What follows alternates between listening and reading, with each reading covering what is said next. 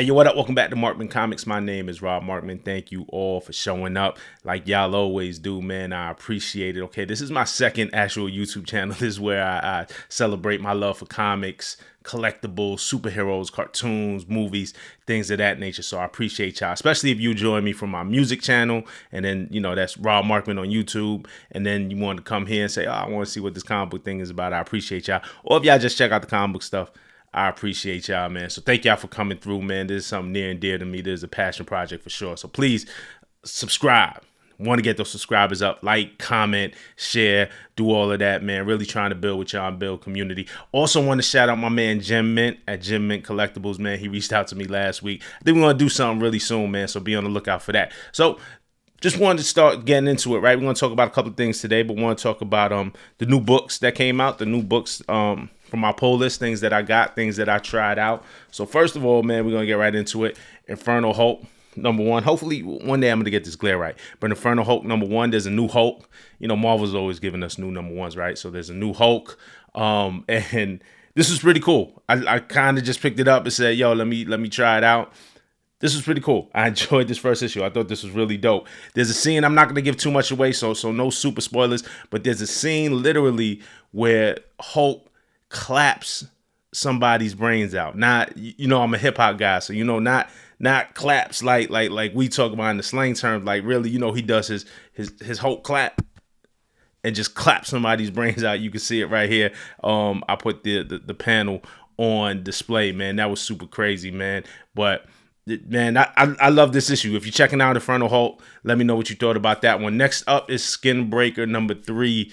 This is a beautiful book. This is on my pull list. I'm reading this month after month. Robert Kirkman. So the story is good. David Finch. The art is beautiful, man. So the whole thing about this is David Finch is drawing. I think 11x17 is the size that artist drawn.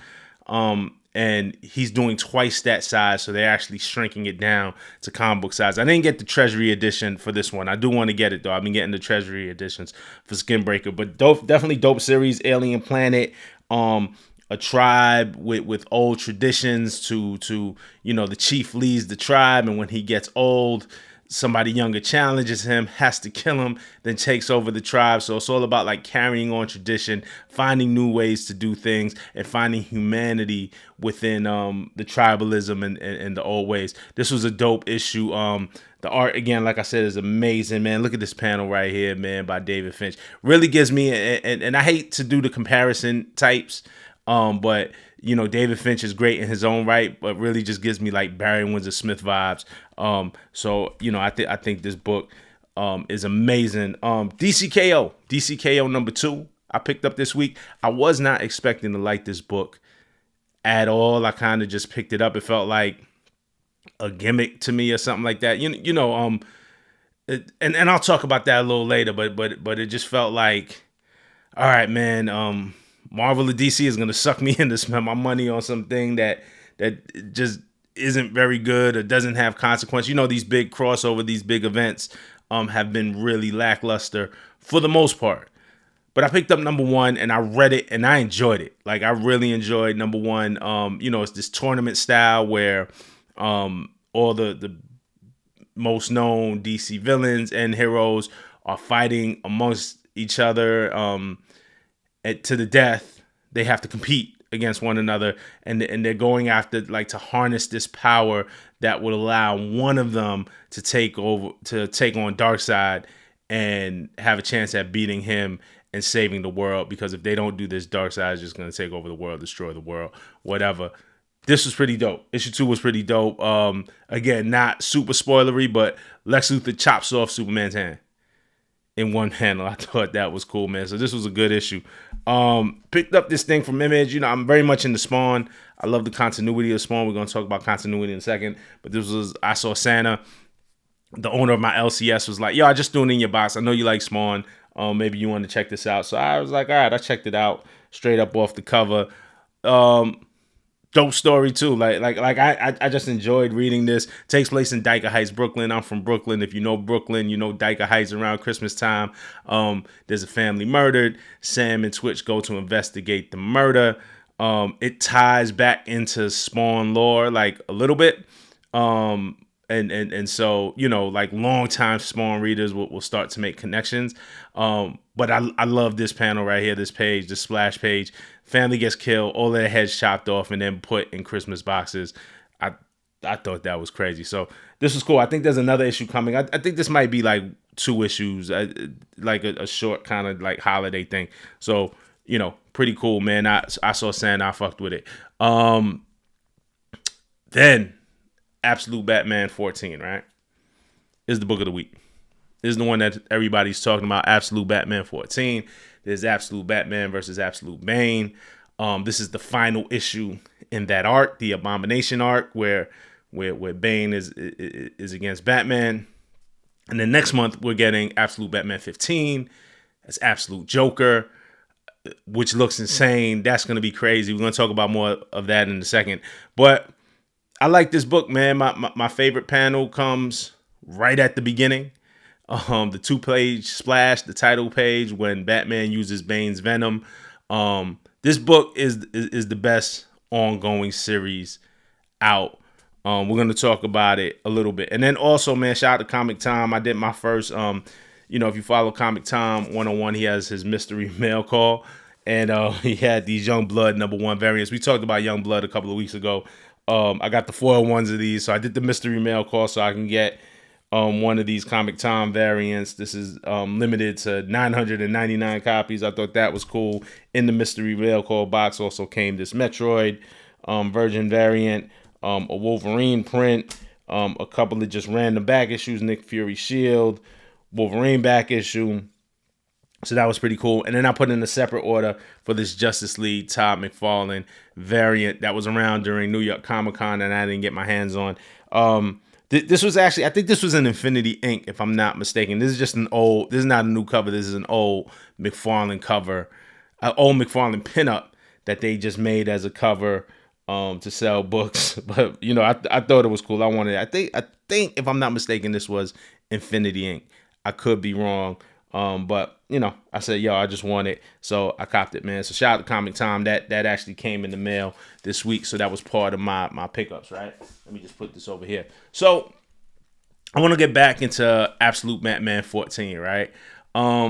There's several things that I love about this book and this series overall. I said it, to me, it is the best ongoing series right now. It's my favorite. Best is subjective, right? It's my favorite ongoing series right now. I look forward to reading it as soon as a new one comes out. It's the first thing I read. The creativity, the art.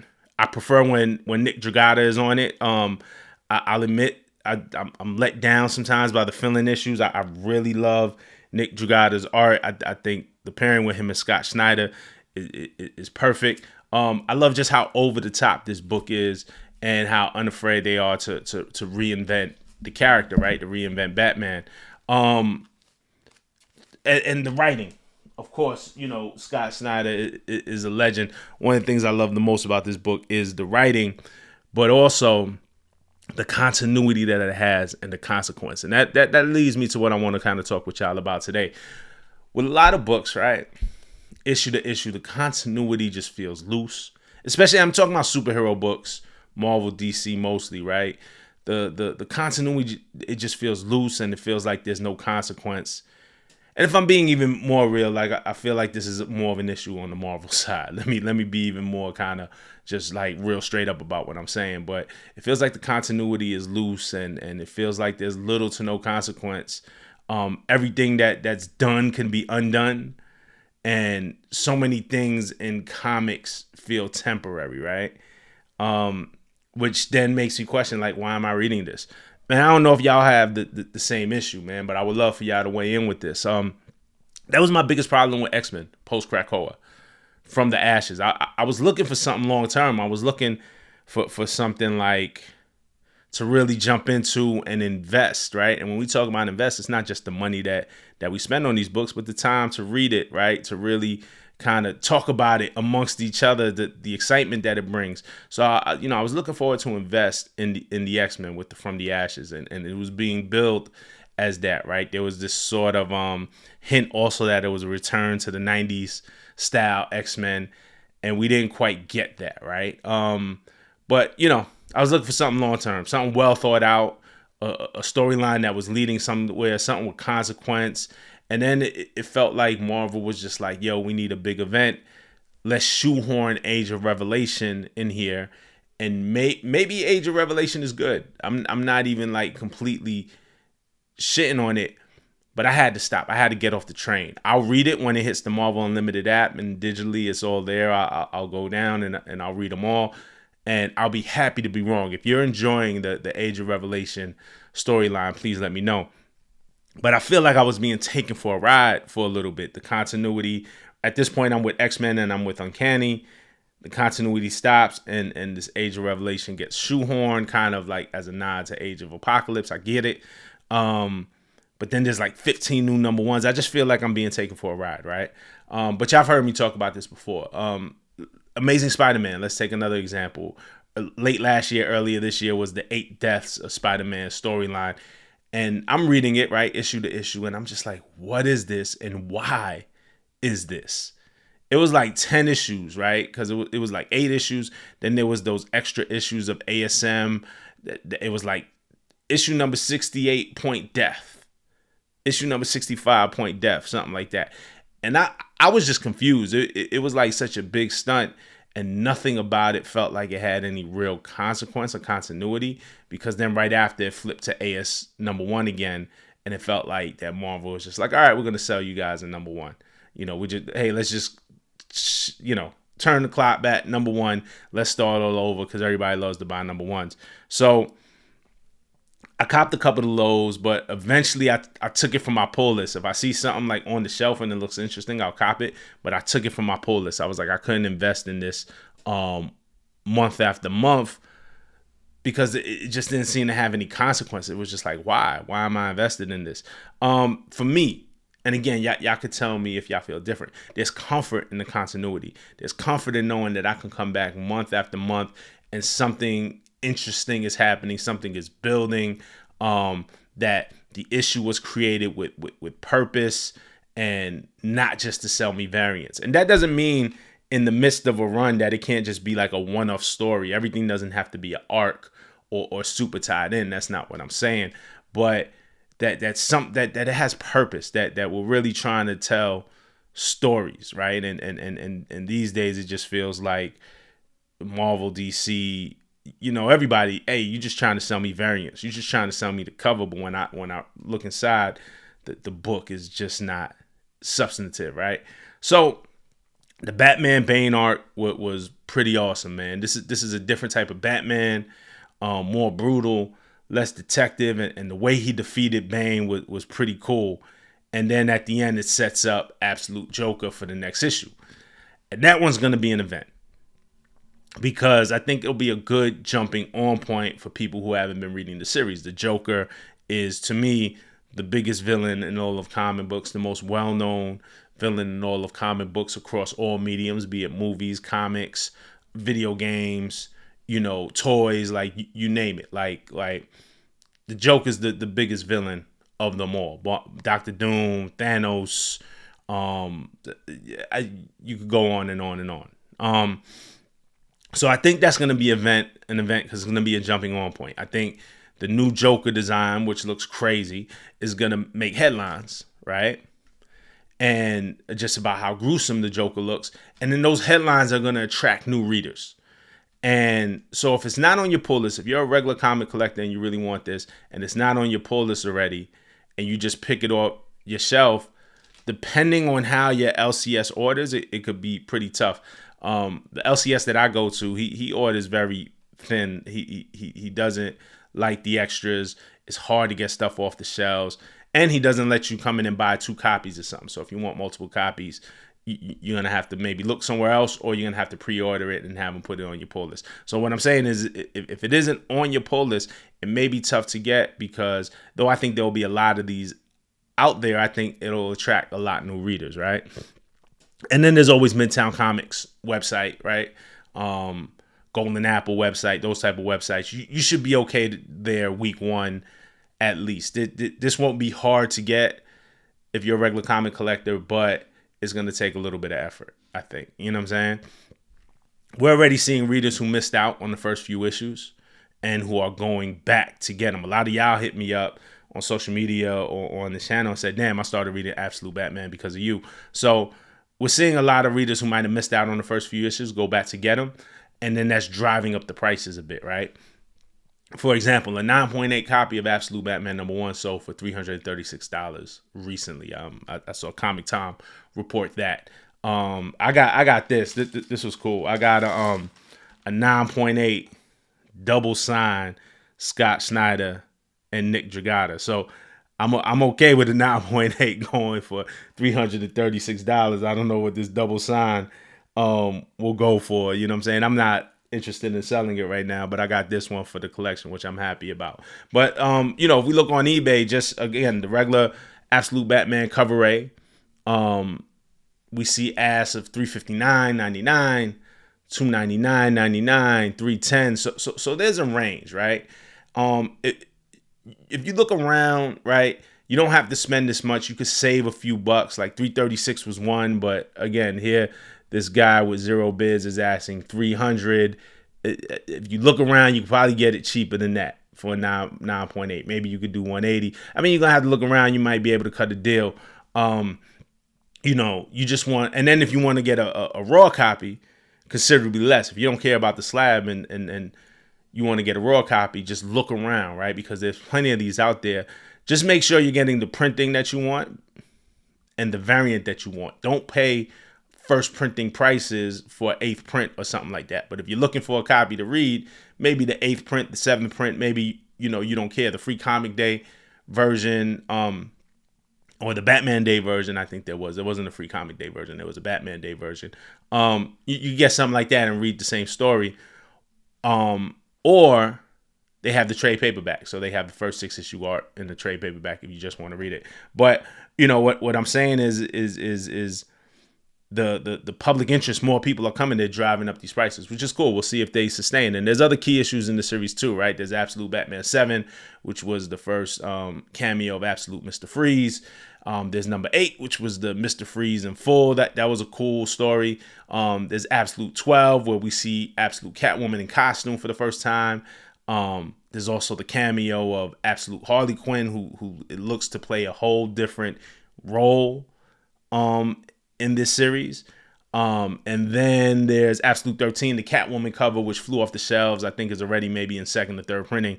And then we have the Absolute Batman Annual #1, where he fights the white supremacists. So there are a bunch of these books that are making headlines, drawing new readers in, people snatching up back issues, driving up the price. So it's cool that the whole series is getting a boost.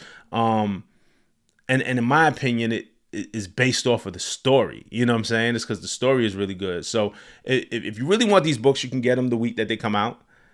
And then the word of mouth kicks in, more and more people want them. And then they learn how good the series is and they want to jump in. And some want to spec also. There's absolutely spec plays here.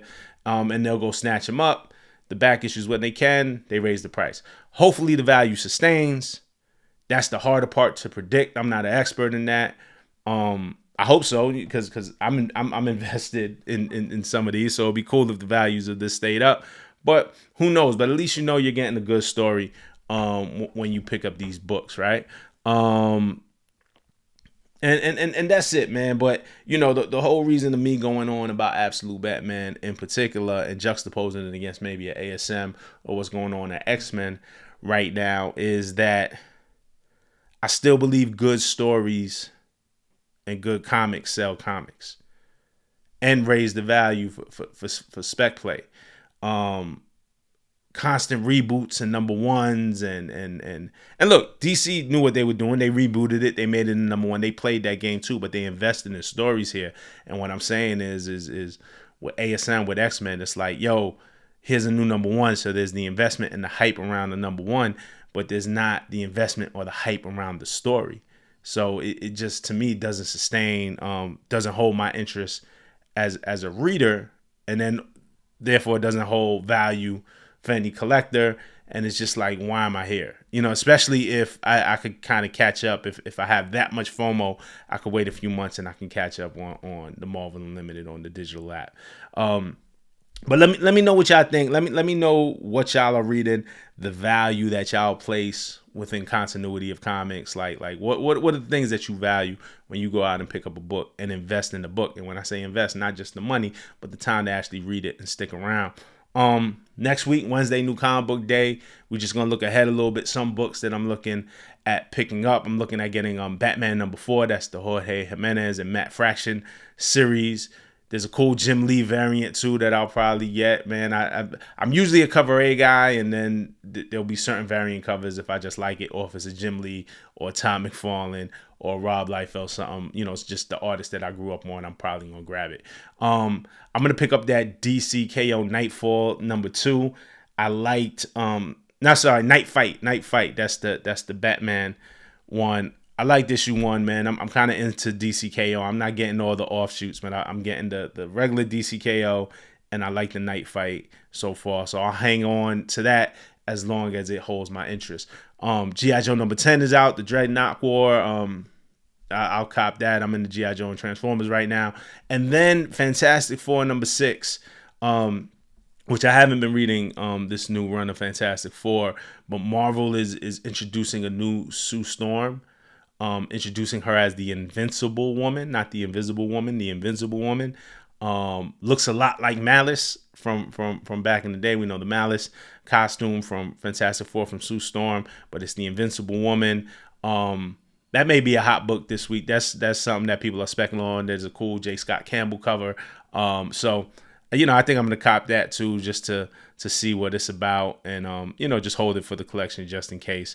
But, that's about it, all right? Until the next time, man. And again, I definitely appreciate y'all watching, liking, subscribing, doing all of that, all right? So the next week, though, I'm going to holler at y'all, all right? Peace.